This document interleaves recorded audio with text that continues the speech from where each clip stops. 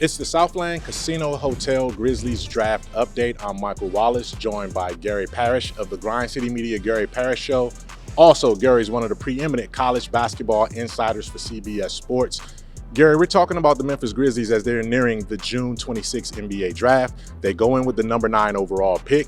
Historically, number 9 has returned some pretty remarkable players when you talk about Dirk Nowitzki, Amari Stoudemire, the list goes on and on. Tracy McGrady, those guys were all number 9 picks. What is the value you see historically at number 9 when you hear those kind of names? Well, you can get a great player there. You just proved it. You can also get a guy you'll never talk about again there. And that's you can pick any number in the draft, 1, 2, 17, 44, and we're going to be able to find examples that fit whatever criteria you're looking for. So I think, broadly speaking, it is possible to get a great player at number 9, but it would probably be more difficult in this draft than most others, if only because most evaluators think this draft is weaker than most others. I've heard, and this is dramatic, I don't know if I agree with this, but I've heard people I respect say the guy who's going to go number 1 in this draft wouldn't go in the top 6 in most other drafts. That seems like a little too big of a stretch for me, but I do get the point. That said, all-stars come out of every draft. Yeah. And they come from all places. For instance, you go back to the 2013 NBA draft. That's one that people also said was weak. It's the one where Anthony Bennett went number 1. But do you know who else was in that draft? Giannis Antetokounmpo, Rudy Gobert. They just weren't thought of that way heading into the draft, but they obviously developed into, I think in both cases, future Hall of Famers. Giannis, obviously, and now with Gobert having 4 Defensive Player of the Years, probably combined with his international success, gets there as well. So you can find stars anywhere in any draft, but this draft does, broadly speaking, seem weaker than most. When you look at what 9 could get you in this particular draft, who are some of the prospects that you see? Like, give me the Gary Parrish big board, best guard, best wing, best center. So let's start with the guards. Yeah. If I were picking a guard, the first one off the table for me in this draft would be Reed Sheppard. Now, he's interesting because he didn't even start at Kentucky, but he was the CBS Sports National Freshman of the Year, shot above 50% from the field, above 50% from 3. He was fabulous. I'll never understand why John Calipari used him in the way that he used him, but perhaps that's played a role in him no longer being the coach at Kentucky. Either way, I just think he's fabulous. And I'm not comparing him to Steph Curry, and I never have. But I remember heading into the Steph Curry draft, we had just seen this young man take Davidson to the Elite Eight. Yep. We had seen him make shots from all over the court. I had been in gyms between the Elite Eight run and the start of the next season and watched Steph Curry playing with undeniable NBA prospects like DeMar DeRozan, Tyreek Evans, and I would have evaluators say, there's nobody here better than him. In other words, everything you needed to see and everything we have subsequently seen from Steph Curry, it was on tape. Yeah.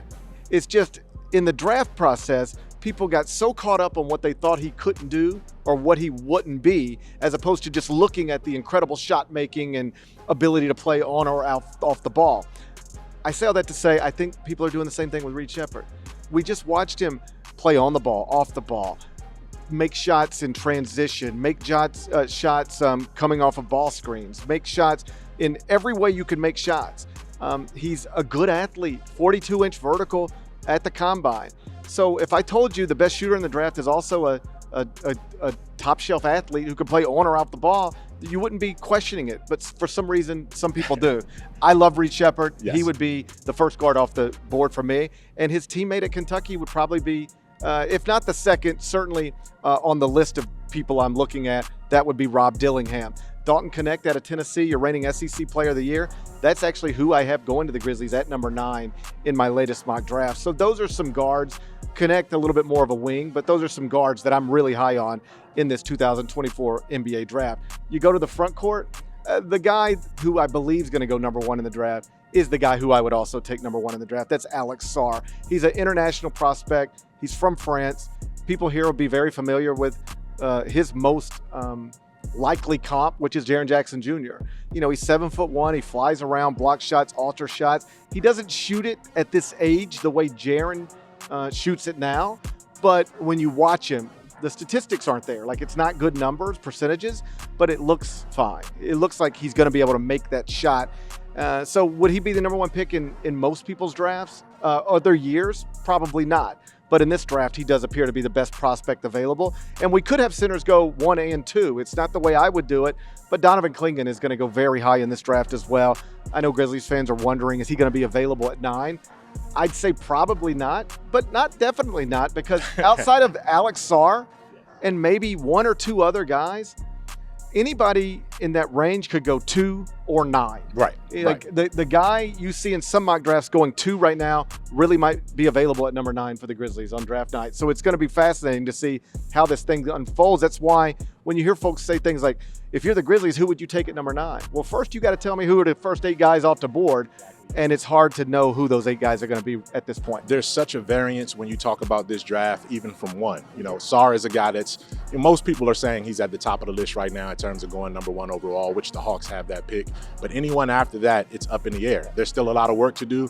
The combine is now behind us. We're in the midst of all of these individual workouts. I think that's going to, have some other differences in terms of how these guys are processed on different draft boards. And then it all leads up to the June 26th first round of the NBA draft at Barclays.